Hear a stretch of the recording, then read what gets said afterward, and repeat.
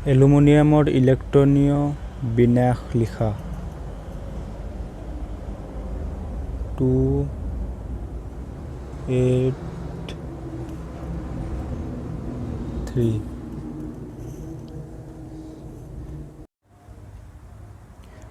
ক্লৰিনৰ ইলেক্ট্ৰনীয় বিন্যাস 287 জীৱাশ্মজাত ইন্ধন দহনৰ ফলত কোন গেছ নিৰ্গত হয়? ওজন।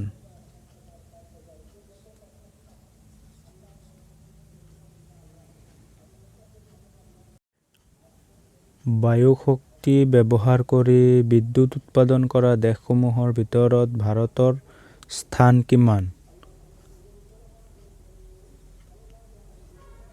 চতুৰ্থ। কাৰ্বনৰ কোনটো ৰূপ বিদ্যুতৰ পৰিবাহী? গ্ৰেফাইট।